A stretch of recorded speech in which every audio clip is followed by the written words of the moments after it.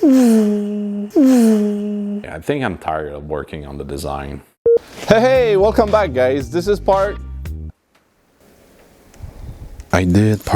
This is part 2 of the Smart-Hayabusa. If it's the first time you're seeing my face, this is my 2005 Smart, and I want to put a Hayabusa engine in the back.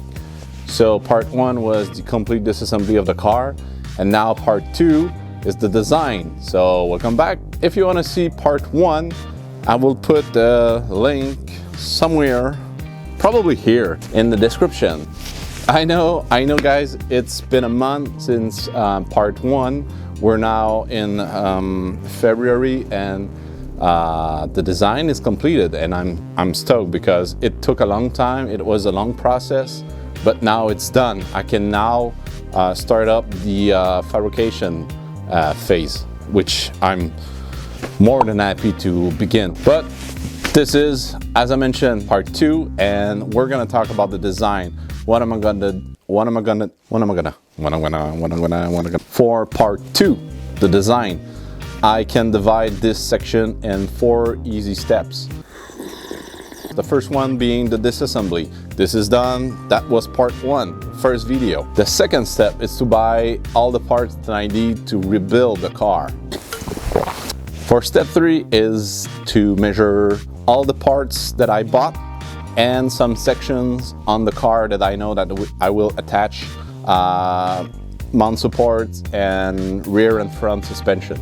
And finally, the step 4 is to recreate, redesign, sketch in 3D those parts and some section of the cars. So, okay, let's get in detail for each step. The first one being disassembly. This is done. Once I removed the rear engine with the rear suspension, I knew that I had to redone the entire rear suspension because this is completely garbage for me. It's not usable for racing purposes. As you can see, there's no adjustability. It's not even an independent suspension, so garbage for me. Step 2 now, I had to buy all the parts. First of all was to figure out which CV axle I can buy, and I went with a Jetta or Golf. This is the same thing. This is a Jetta 2007 CV axle. The only reason was this. There's a flange right here. So I will be able to connect this side of the CV axle to a sprocket or the main shaft that I will build. So I did get this CV axle because it wasn't really expensive. It's not like using a Porsche CV axle. It's very available. We could go to a local junkyard and there's plenty of old Jettas there. We did get those axles and we went there, and we went the day after we received at least 1.5 feet of snow. So it was a big challenge. It was something to get those parts. And since we're in Canada, everything is rusted to the bone. So we had to work our butt off to get those parts. We picked up also with the CV axles 4 spindle and bearings. So it's gonna be 4 front spindle for the entire car. And later on, if I wanna do, I don't know, a Smart-Hayabusa 4x4, it will be feasible. For the shocks, front and rear, I'm using the same shocks and coilover springs. These are for small motorcycle. I picked up the smallest that I could find since my car is gonna be super lightweight. But if they're not strong enough, I've got bigger coilovers that I can switch on these one. They have kind of the same diameter, so I think it's gonna be a perfect fit. To get reverse, this is something I saw on YouTube. I'm using a big starter motor, one for pickup truck or any V8. This is something that I picked up also on Amazon. It would be coupled with custom gear, like a flywheel gear that I will make and attach to the main sprocket on the shaft. Smarts are on 15 inches rims normally. but I went with a 16. I wanted it to be a bit more aggressive, have less rubber on the tires. These are really in rough shape, but it doesn't matter. I will repaint those. And I think they're super lightweight. They're almost super lightweight. Okay, not that lightweight, no, but seriously guys, these are not super heavy. I think they will be perfect for racing. And finally, I picked up my kind of racing, but more like wet tires. These are Firehawk Indy 500 from Firestone. And later on, I think I will go with something more like a slick. These have deep grooves, but I think that they're gonna be perfect for rainy days, so they will be my wet tires. Okay, step 3 was getting all the parts measured out, and that's what I did. And I did that for at least 2 weeks. I don't know if you ever tried to measure a car. It is round all over the place. It's got weird shapes. There's no flat surfaces on this. So it's super hard to get a reference point. It's like trying to measuring your wife's body, right?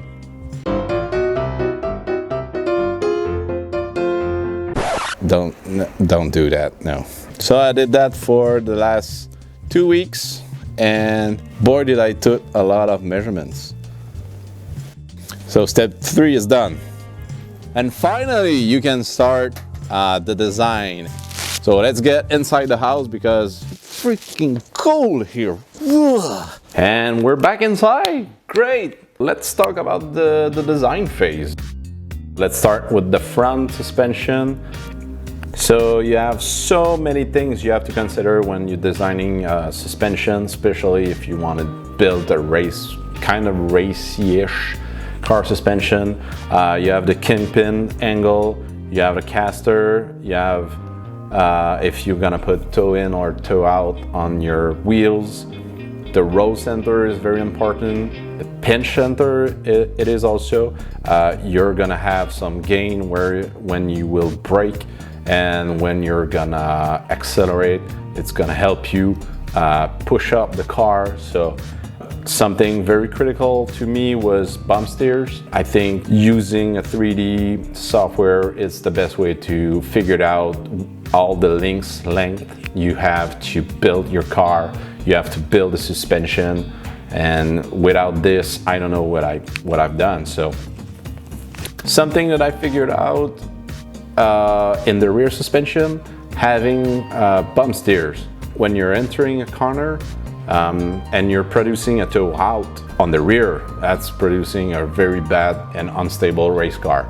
But having some toe in, this is something that I read could be a more stable or more aggressive drive for a car. The design that I did will produce a slight toe in. It should have a more aggressive drive. We'll see. I don't know how many race cars you designed in the past, but that was my first one, so I will tell you later if it was a good move or not.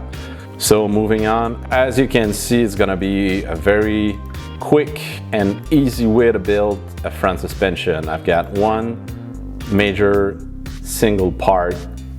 These are all 1/8 thick plates that will be probably laser cut because it's gonna be way faster for me to have them produced. I can use my plasma CNC table, but I don't even think that I have all the material for all the small brackets and parts that I have to produce. So, and I can easily put this plate welded up to the car, and I know that I'm gonna be exactly at the right position. Okay, moving on, I'm gonna show you my, I think, smart moves that I did. I'm using a cantilever suspension on the front and on the rear. As you can see, we find the shocks that I bought this. But if, I don't know, I choose the wrong shocks, or I want to change to a bigger shock, the middle section, the one that connects both shocks, is removable. This thing is bolted on cross member here. So I can later on have longer shocks or bigger ones or even smaller ones if I wanted to. because I can change the attachment point in the middle. So I think that was a good move. And having a cantilever suspension, I think it's the way to go. You can change the height of the car without changing the way the car will drive. Last part, having a look at the back. There you go. This thing's so pretty. Okay, so as you can see, I have the Hayabusa engine right here in gray. The main goal here is to lower the engine as possible and putting it, le mettre à l'arrière. Je commence à être fatigué. Swift. And have it as far back as possible. So the way I figured that out, I will weld the shaft on the sprocket, and this shaft will go through a bearing right here. So this bearing will take all the loads coming from the chain. Since I'm having 16 inches wheels, I think it was a good call to have the bigger sprocket possible. So it's gonna be a 60 teeth sprocket. I think I will couple this one with the 14. That's gonna be the more torque version, and maybe I will go to from 14 to 17 teeth on the engine sprocket.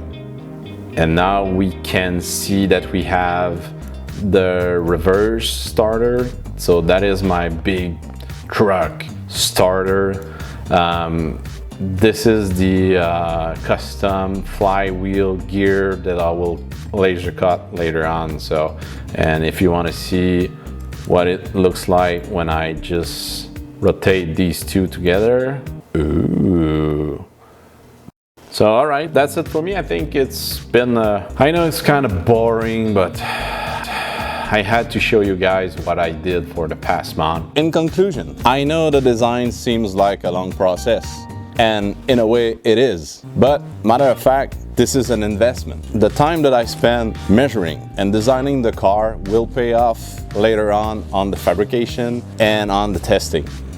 Because I know that the geometry will work. That eliminates a lot of guesswork. And by having all the drawings completed, the fab is just a straight line process. So for the three of you that are still watching, thank you. Hope you enjoyed this one. I know it's kind of a boring process, but it's a phase that you have to go through if you want to speed up the process of building anything. J'ai perdu mes notes. So I already started fabricating the subframe for the engine, so the next video is going to be on that. So stick around because I'm really starting to have a blast doing these videos. So see ya. And I was recording. Whew.